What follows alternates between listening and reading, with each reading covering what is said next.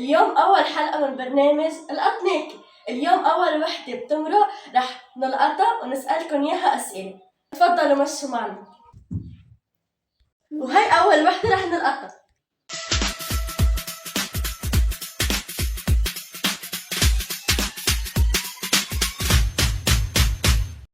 بدك خيام.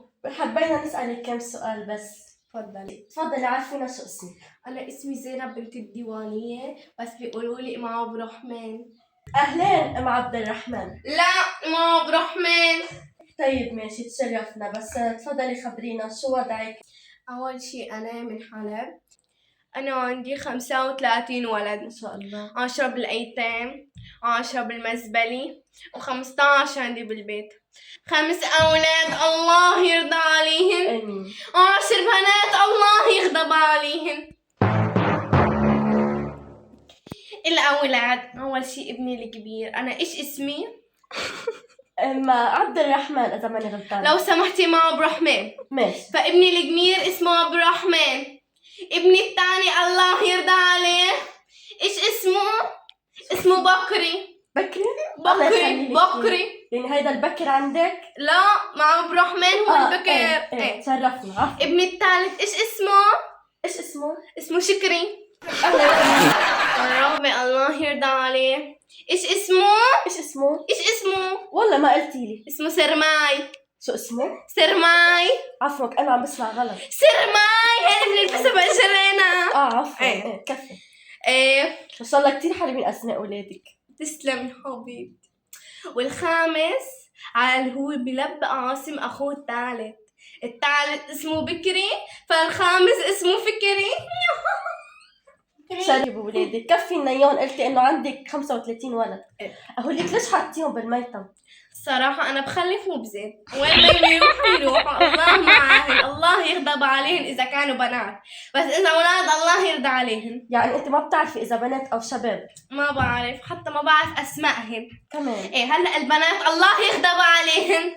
البنت الكبيرة اسم أخوها البكر الله يرضى عليه، اسمه هو إذا ماني غلطانة عبد الرحمن. عبد الرحمن، فهي اسمها عبد الرحمانية. الله حلو. إيه. الثاني إيش اسمه؟ البكر. إيش اسمه؟ بكري. إيه. فهي الثانية اسمها بكرية. الله. الثالث اسمه شكري، فهي اسمها شكرية. الرابع اسمه سرماي، فهي اسمها سرماية. والخامس اسمه فكري، فهي اسمها فكرية. حلو. وبالمزبلة ما بعرف اسمن، وكمان بالأيتام ما بعرف اسمن، خلاص هن يسموهن حرام. طيب. وزوجك وينه؟ زوجي عم يشتغل. شو عم يشتغل حضرته؟ زوجي عم يزق زبالة. يعني اللي بيطلعوا بيقدوكم ما شاء الله 15 ولد. ما ضروري ياكلوا البنات، خليهن هن بس بينظفوا البنات، بس الشباب لازم ياكلوا دجاج ولحمة، لازم طعميهن ويتغذوا، الله يرضى عليهن ويخلي لي اياهم. ولا واحد عندك بيشتغل؟ لا، خليهم قاعدين مرتاحين، البنات بيشتغلوا بينظفوا. يعني انت عندك اخدين ادوار يعني. ايه ادوار. وما بتحسي بنزن؟ لا يا زلم، اصلا مبسوطة وراضية، الله يخلي لي الشباب ويرضى عليهن. يعني هلا انت 15 ولد بيساعون البيت؟ ايوه، البنات بيناموا بالشارع، بس الاولاد بعملت لهم تخوت ومظبط لهم، ما شاء الله. لحمي. بسم الله من عيني. وانت ما بتشتغلي؟ لا، بعد عم ساعد اولاد الشباب. مبين ما شاء الله من شكلك كتير بتساعديهم، مبين انك ما بتشتغلي ابدا. ما شاء الله. بسم الله من عينك. ما شاء الله جمالك كتير حلو ما شاء الله. شو بتحبي توجهي للي بدهم يجيبوا اولاد؟ يعني كم ولد بتحبي انهم يجيبوا؟ اذا طلعت بنت زتيها بالمزبله بالميتم حيلا مكان، بس اذا صبي اعملي له كل شيء، وطعميه لحمي، طعميه دجاج، واعملي له كل شيء. واذا كانت الاولاد مرضيين والصبيان عكس، انت برايك شو بتعملي؟ عادي يعني، بكب البنات مرضيين ما مرضيين ما بيهمني، انا اهم شيء عندي الشباب. لا حبيبتي مطولة؟ ما فهمت. مطولة بالأسئلة؟ ما في مبلغ؟ عفوا مبلغ شو؟ مبلغ مادة. حبيبتي هيدا برنامج عاملينه لكل العالم، بنستضيفهم وبنسألهم أسئلة. ما تقولوا لي هيك من الأول، أنا حكيت قصة حياتي كلها، أنا بدي مبلغ مادة، أنا بدي مبلغ مادة، أنا بدي مبلغ مادة. أنا عم بشتي عفوا عمل.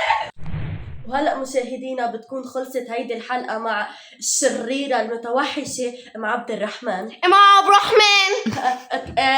أم عبد الرحمن، ما بعرف كيف بتقول. عبد الرحمن. ماشي. وإذا حبيتوا الحلقة تكتبوا لي بالتعليقات لحتى أعملكم حلقات جديدة مع ناس جداد وناس ألطف من أم عبد الرحمن. ام عبد الرحمن.